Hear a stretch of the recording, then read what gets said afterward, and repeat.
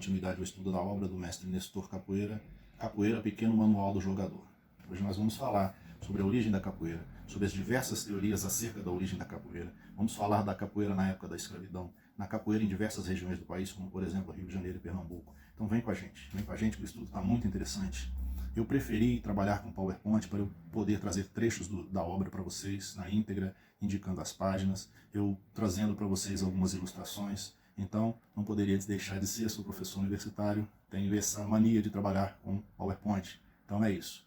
Seja bem-vindo, venha que vocês não vão se arrepender. Axé. Olá, sejam bem-vindos à nossa aula, Resenhas de Capoeira, parte 3. Estamos estudando a obra Capoeira Pequeno Manual do Jogador, do mestre Nestor Capoeira. Logo no início dessa parte, o autor nos traz uma citação do grande historiador Eric Hobsbawm, da sua obra A Era dos Extremos, uma obra muito importante. Ele nos diz o seguinte, Hobsbawm, abre aspas, a destruição do passado, ou melhor, dos mecanismos sociais que vinculam nossa experiência pessoal às das gerações anteriores, é um dos fenômenos mais característicos e lúgubres do final do século XX. É muito interessante essa passagem, mais à frente nós vamos compreender o que Eric Hobsbawm está nos falando. Eu fiz um adendo nos próximos slides e aí eu retomo essa citação de Hobsbawm. Adentrando sobre o histórico da capoeira, o que o autor nos diz logo de cara sobre a origem da capoeira? As origens. Abre aspas, mistura realizada em solo brasileiro durante o regime da escravidão. Provavelmente em Salvador e no recôncavo baiano durante o século XIX. Fecha aspas. Notem, provavelmente, ele não está afirmando nada. E na nota de rodapé desta página ele nos diz o seguinte, olha, não podemos dizer que era somente na Bahia, porque já tínhamos capoeira no Recife e já tínhamos capoeira no Rio de Janeiro. Ele faz um adendo, ele diz o seguinte, olha, em Salvador a capoeira era mais voltada para a questão da musicalidade, a questão da apresentação, a questão do folclore. Já no Rio e em Pernambuco, a capoeira era mais luta, a capoeira era mais combate, a capoeira era mais, digamos assim, aguerrida. E mais à frente, ele começa a falar da repressão que a capoeira, tanto em Pernambuco quanto no Rio de Janeiro, começou a sofrer. Isso nós vamos ver adiante. Todos nós sabemos que essa questão é uma questão aberta ainda. Qual é a origem da capoeira? Genuinamente brasileira, foi desenvolvida aqui no Brasil, isso é um ponto em comum. Todos sabem disso, né? Vamos ver o que o autor tem a nos dizer. A origem da capoeira, se africana ou brasileira, até os dias de hoje, é motivo de discussão, de pesquisa, de investigação, de debate.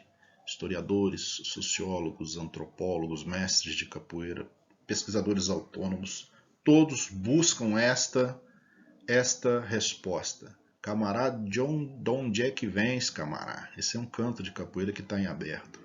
Ele nos diz o seguinte, depois de fazer uma reflexão acerca de como o negro chegou, como o negro se introduziu na sociedade brasileira, ele fala o seguinte, temos agora uma ideia de como nasceu a capoeira, mistura de diversas lutas, danças, rituais e instrumentos musicais vindo de várias partes da África. Então, nós podemos deduzir que ele afirma, olha, a capoeira é genuinamente brasileira, só que ela traz em si elementos da cultura afro. Capoeira na escravidão. Logo em 1814, portanto, início do século XIX, portanto, Brasil Império ainda, não Brasil República, nós já tínhamos registros de repressão e perseguição às expressões culturais negras.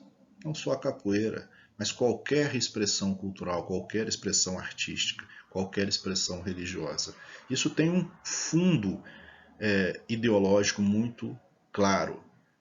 Você tornar os corpos dóceis, nos dizeres do filósofo Michel Foucault. O que é isso?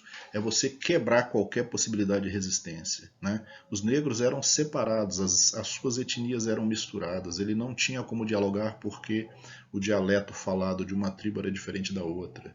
Você reprimia a sua fé, você reprimia a sua religião, porque você não dava a ele a possibilidade de esperança de retorno à sua pátria.